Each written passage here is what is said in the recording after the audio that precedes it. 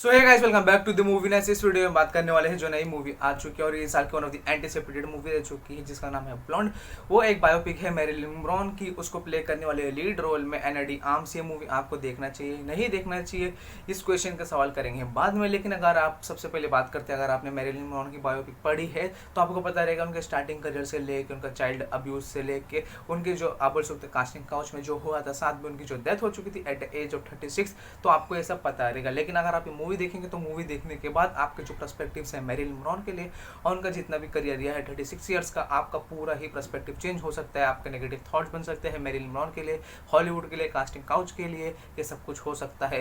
क्योंकि इस मूवी में खासकर उनके नेगेटिव पॉइंट्स दिखाया गया, उनके सेक्सुअल लाइफ को दिखाया गया, साथ में उनकी पर्सनल लाइफ में दिखाया गया और जो उन्होंने वुमेन्स के लिए किए हैं, जो उनकी जैसे पॉजिटिव पॉइंट्स है, जैसे उन्होंने वुमेन्स राइट के लिए खड़े किए, जो उनकी चैरिटी है, वो सब बिल्कुल नहीं दिखाया गया इस मूवी में। अगर आप मूवी देखने जा रहे हैं तो आपको एक चीज़ देखना पड़ेगा कि ये मूवी N17 की रेटिंग दी है, जो कि बहुत ही टोटली रॉन्ग है।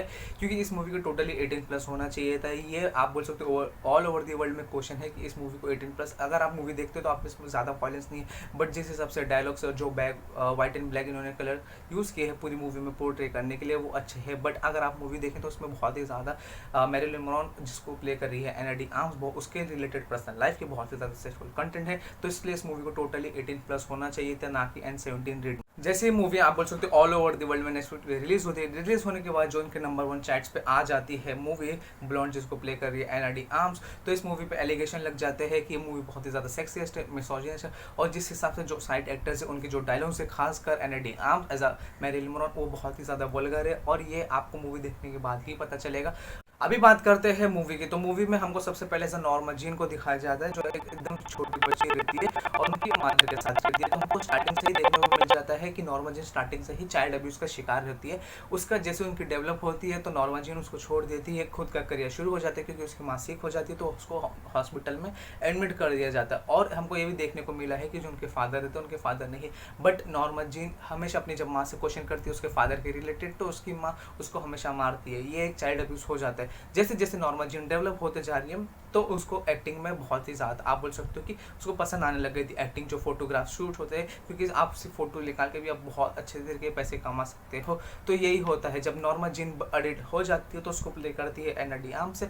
और ये जो बायोपिक है मैरिलिन मोनरो, ये आप बोल सकते हो वन ऑफ द फाइनेस्ट है इन टर्म्स ऑफ एक्टिंग। जब शुरू के टाइम पे अपने Ana de Armas as a career begin कर रही थी, उसको कितने ज़्यादा डिफिकल्टीज, कितने ज़्यादा हैरेसमेंट आप बोल सकते हो फेस करने को मिले। और जिस तरीके से मूवी आगे जाती है, मूवीज़ को आप बोल सकते हो कि एक होता है ब्लैक एंड व्हाइट में अच्छे से रिप्रेजेंट करना, बट इस मूवी ने जिस हिसाब से रिप्रेजेंट के टाइम पे बहुत ही अच्छे है। बट अगर आप स्क्रीन प्ले की बात करेंगे, स्क्रीन प्ले आपको बोर करता है थोड़ा स्लो, बट बहुत ही कम मूवी होंगी जिसमें एकदम परफेक्ट और एकदम डिटेलिंग से आप बोल सकते हो एडिट्स होते और जो कट्स लेते हैं इस मूवी में, जो एडिट किए और जो कट्स लिए गए वो बहुत ही ज़्यादा अच्छे थे। और आप देख सकते हो कि मूवी में एक टाइम तक खुद नॉर्मा जीन खुद चाहते थे कि उनके एज अ पर्सनैलिटी सब उनको जाने as a Norma Jeane, but जो स्टेज नेम था मैरिलिन मोनरो इतना ज़्यादा फेमस हो गया था 1950s और 1960s के टाइम पे कि यहाँ पर 3 ऑडियंस बन चुकी थी। 3 ऑडियंस कौन सी? एक जो उनको सिर्फ देखने को आती थी, दूसरे जो उनके नाम को जानते थे, और दूसरे उसमें आते हैं जो उनके कॉमेडी रोल्स को प्ले करते हैं, खासकर जो उनकी कॉमेडी जितनी भी मूवीज आ रही थी वो टाइम पे ब्लॉकबस्टर। और जो तीसरी थी खासकर काफ़ी ज़्यादा वल्गरिटी ऑडियंस थे जो उनको एज अ सेक्स डॉल की तरह मानती थी और सेक्स डॉल की तरह देख रही थी। क्योंकि एट एज ऑफ 26 में मैरिलिन मोनरो को वर्ल्ड का सबसे ज़्यादा फेम मिल चुका था। उनकी कोई भी मूवी आ रही थी, चाहे रोल अच्छा हो ना हो, बट उनकी जितनी मूवीज आ रही थी वो टाइम पे सबसे ज़्यादा ब्लॉकबस्टर्स हो रही थी। अगर आप ये उनकी बायोपिक पढ़ेंगे तो आपको पता चलेगा। और आप मूवीज़ में भी देख सकते हैं कि उनको जितने भी आप फोटोशूट्स है, फोटोशूट्स में भी आप जो बैनर्स और बोर्डिंग्स लग रहे थे उसमें आपको क्लियर कट दिख रहा है कि इस लोग सिर्फ इनको आप फेस के लिए पसंद कर रहे हैं, इनके लुक्स के लिए, और जो मूवी और एक्टिंग उनकी जो कॉमेडी रोल्स है वो साइड में हट जाते हैं। अगर आप मैरिलिन मोनरो की बात करेंगे तो मूवी में बहुत ही कम पोर्शन का आप बोल सकते हो कि उनके लाइफ के बारे में दिखाया गया, उनकी लाइफ में क्या क्या हुआ तो बहुत कम पोर्शन में मूवी में दिखाया गया। क्यों? क्योंकि मूवीज़ में सिर्फ उनके पर्सनल लाइफ के द्वारा दिखाया गया, जो बहुत ही ज़्यादा कम चीज़ थी। सिर्फ उनकी जो पर्सनल लाइफ में सेक्सुअल चीज़ थी वो दिखाया गया, साथ में उनके जो 3 अबॉर्शन है वो दिखाया गया। वो एक बात हो जाती है, एक पॉइंट है कि उनको दिखाना नहीं दिखाना, तो उनका उन्होंने हिसाब से दिखाया। उनके साथ साथ उन्होंने क्या जोड़ा कि आपको अगर इतना सक्सेस चाहिए तो आपको वो कराना होगा, क्योंकि वो मूवी के हिसाब से उन्होंने रिप्रेजेंट किया। मूवी का जिस हिसाब से पेस है बहुत ही ज़्यादा स्लो पेस पे चल रहा है। अगर आपको एक इंटरेस्ट है मूवी में तो आपको तभी देखना चाहिए, क्योंकि ये मूवी खासकर उनकी जो पर्सनल लाइफ है उस पर भी काफ़ी ज़्यादा दिखाएगी, क्योंकि उनके जो लव इंटरेस्ट है वो बहुत ही ज़्यादा चेंज होते रहते हैं, और जिस हिसाब से उनकी जो लोनलीनेस है, डिप्रेशन से पिल्स जो स्टार्टिंग में खाना शुरू कर देते हैं, मूवी के एंडिंग में वो दिखाता है कि आपके पास शायद दुनिया भर का फेम हो, दुनिया भर का पैसा हो, बट अनलेस एंड अनटिल आपके साथ कोई हो, आपको ये सब चीज़ नहीं करना पड़ेगी, क्योंकि वो खुद परेशान हो चुके हैं। तो मूवीज़ में ऐसे कई डायलॉग्स हैं जिसमें आप बोल सकते हैं कि उन्होंने खुद बताया है कि उनको हॉलीवुड से दूर जाना है, उनको एक नॉर्मल लाइफ जीना है, बट आपको इतना बड़ा नेम मिल चुका है, मैरिलिन मनरों का ये जो स्टैग नेम मिल चुका है, ये सिर्फ मूवी में एक डायलॉग ही, ये सिर्फ और सिर्फ एक स्क्रीन पे ही है, और उनकी जो नॉर्मल लाइफ है, उनकी नॉर्मल लाइफ में एक नॉर्मल, आप बोल सकते हैं कि नॉर्मल जीन है, और उनको उसकी तरह ही जीना है। लेकिन अभी जो ऑडियंस है, ऑडियंस तो आपको आप बोल सकते हैं जो सेक्सुअल टॉय है उसके तरह ही देख रही है, और ये 1950 और 1960 में इसका बहुत ही ज़्यादा आउटरीच हुआ था, बहुत ज़्यादा इसको अप्लॉज भी मिलते हैं, और बहुत ही ज़्यादा